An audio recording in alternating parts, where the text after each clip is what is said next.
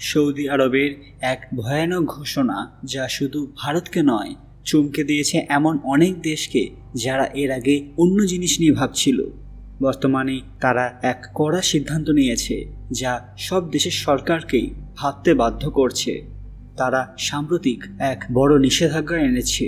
সবচেয়ে বড় কথা হলো, এটা সব দেশের উপর প্রযোজ্য নয়। ভারত, পাকিস্তান এবং আরও কয়েকটি দেশের মুসলিম যাত্রীদের জন্য প্রযোজ্য হয়েছে, যা শুধু ধর্মীয় আঘাত নয়, বরং এক গভীর রাজনৈতিক এবং কূটনৈতিক বার্তা বহন করছে। এর মধ্যে রয়েছে এমন কিছু বড় রহস্য যা গোটা পৃথিবীতে কোলাহল সৃষ্টি করেছে। ঠিক কী ঘটেছে এবং সৌদি আরব হঠাৎ এই সিদ্ধান্ত কেন নিল, সবটাই জানাবো আজকের ভিডিওতে। তার আগে কমেন্ট বক্সে হর হর মহাদেব লিখতে ভুলবেন না। সকলকে আমাদের চ্যানেলে পুরানটায় স্বাগত। আজকে আপনারা জানবেন সৌদি আরবের কড়া পদক্ষেপ। ভিডিওতে এগোনোর আগে সবাই অবশ্যই আমাদের চ্যানেলটি সাবস্ক্রাইব করে নেবেন। সৌদি কর্তৃপক্ষ এক বড় নিষেধাজ্ঞা আরোপ করেছে, যা দক্ষিণ এশিয়ার ধর্মীয় ভ্রমণ চর্চাকে অনিশ্চয়তার মুখে ফেলেছে। এই নিষেধাজ্ঞার পেছনে মূলত নিরাপত্তা এবং অতিরিক্ত ভিড় নিয়ন্ত্রণের যুক্তি দেওয়া হচ্ছে। বিশেষত আগের বছরে হজ মৌসুমে অনিয়ন্ত্রিত ভিসা ব্যবস্থার কারণে কিছু বিশৃঙ্খলা তৈরি হয়েছিল বলে দাবি করছে তারা। কিন্তু আসলে কি তাই? পর্যবেক্ষকরা মনে করছেন এর মধ্যে রয়েছে আরও গভীর ভূ রাজনৈতিক সূক্ষ্ম বার্তা, বিশেষ করে ভারত এবং পাকিস্তানের সঙ্গে রিয়াদের সম্প্রতি কিছু বিষয়ে অস্বাভাবিক সম্পর্কের প্রতিফলন। ভারতের হজ ব্যবস্থাপনা সাধারণত সরকারি কোটা এবং বেসরকারি এজেন্সির মাধ্যমে চলে, যেখানে প্রত্যেক বছর 1.7 থেকে 2 লক্ষ হজযাত্রী সৌদি আরবে যান। পাকিস্তান থেকেও প্রায় 1.5 লক্ষ মানুষ হজে অংশগ্রহণ করেন। কিন্তু এই নিষেধাজ্ঞা তাদের জন্য একদম আকস্মিক যাত্রা হয়ে এসেছে। ভারতের হজ কমিটি, পাকিস্তানের ধর্ম মন্ত্রণালয় এবং বাংলাদেশের ধর্ম বিষয়ক কর্মকর্তারাও সৌদির এই আচরণে গভীর উদ্বেগ প্রকাশ করেছেন। তারা খুবই অসন্তুষ্ট। অনেকেই বলছেন এটি উন্নয়নশীল দেশগুলোর প্রতি একরকম বৈষম্যমূলক আচরণ, যা অনেকেই খুব খারাপ চোখে দেখছেন। আরও বিস্ময়কর বিষয় হলো, এই নিষেধাজ্ঞা এমন সময় এসেছে যখন সৌদি আরব নিজেই হজ ব্যবস্থাপনায় প্রযুক্তির ব্যবহার বাড়াতে এবং গ্লোবাল ইসলামিক সেন্টার হওয়ার প্রচেষ্টায় বিশ্ব মুসলিমদের আকৃষ্ট করতে চাইছে। তাই ভারত এবং পাকিস্তানের মতো বড় মুসলিম সংখ্যাগরিষ্ঠ জনগোষ্ঠীর দেশগুলোকে এইভাবে হঠাৎ বাইরে রাখা কিছুটা রাজনৈতিক চাপ প্রয়োগের অংশ হিসেবেই বিশ্লেষণ করা হচ্ছে।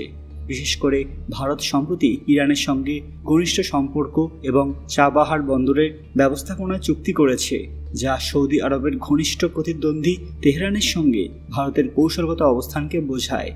একই সঙ্গে পাকিস্তান এবং চীনের বন্ধুত্বপূর্ণ অবস্থান এবং সৌদি বিনিয়োগে সাম্প্রতিক স্থবিরতা হয়তো রিয়াদকে এই সিদ্ধান্ত নিতে প্রভাবিত করেছে। এই নিষেধাজ্ঞা যদি দীর্ঘস্থায়ী হয়, তবে শুধুমাত্র হজ যাত্রীদেরই নয়, বরং সৌদি আরবের নিজস্ব অর্থনীতিও ক্ষতিগ্রস্ত হতে পারে। কারণ হজ মৌসুমে লক্ষাধিক বিদেশি যাত্রীর ব্যয়ে তাদের বৈদেশিক আয় বাড়ে। অন্যদিকে ভারত, পাকিস্তান এবং বাংলাদেশে এই সিদ্ধান্ত ধর্মীয় রাজনীতিকে উত্তপ্ত করতে পারে, যেখানে সরকারকে জনগণের চাপ মোকাবেলা করতে হবে এবং নতুন কূটনৈতিক সমঝোতার পথে হাঁটতে হবে।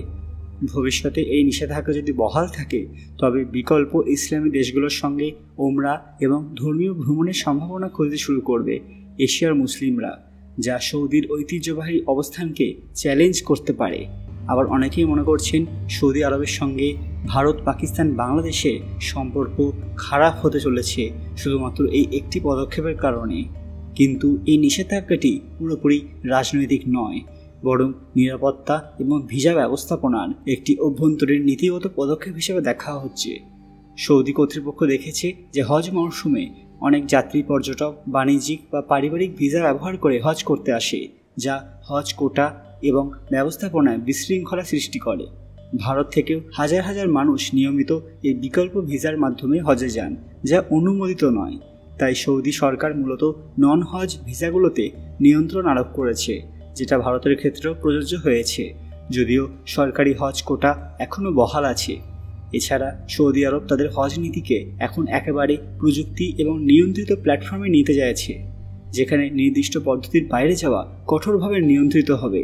এই দৃষ্টিভঙ্গি থেকে তারা ভারতের জন্য ব্যতিক্রম করেনি, কারণ ভারতের বিভিন্ন এজেন্সির মাধ্যমে কিছু ভিসা চুক্তি অনিয়মিত রূপ নিচ্ছিল এমনটা অভিযোগ আছে। কিন্তু এই সিদ্ধান্তে বহু দেশের সঙ্গে তাদের সম্পর্ক খারাপ হতে চলেছে এমনটাই মনে করছেন বিশেষজ্ঞরা। কিন্তু তারা দেখছে যাতে ভবিষ্যতে বিশ্বমানের একটি কাঠামো স্থাপন করা যায়। সুতরাং এই নিষেধাজ্ঞার আওতায় আনা মানে ভারতকে অপমান করা নয়, বরং একটি সামগ্রিক নীতির আওতায় সবাইকে সমানভাবে রাখা, যাতে ভবিষ্যতে সুশৃঙ্খল এবং নিরাপদ ব্যবস্থা নেওয়া যায়। কিন্তু সব দেশ কি এটা সমানভাবে নেবে?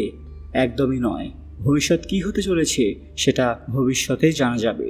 বন্ধুরা, আপনাদের কি মনে হয় সৌদি আরব সরকার এই ঘোষণা করে কি ঠিক কাজ করেছে নাকি ভুল, যেখানে ভারত তাদের এত ভালো বন্ধু? আজকের ভিডিওটি অবশ্যই লাইক করবেন এবং শেয়ার করে সবাইকে দেখার সুযোগ করে দেবেন। কমেন্ট বক্সে ভক্তির সঙ্গে হর হর মহাদেব লিখতে ভুলবেন না। আরও এরকম দরকারি আপডেট পেতে পুরান কথা অফিসিয়াল চ্যানেলটি মনে করে সাবস্ক্রাইব করে নেবেন। খুব তাড়াতাড়ি ফিরে আসবো একটি দরকারি ভিডিও নিয়ে। ততক্ষণ আপনারা এই ভিডিওগুলো দেখতে পারেন। ধন্যবাদ।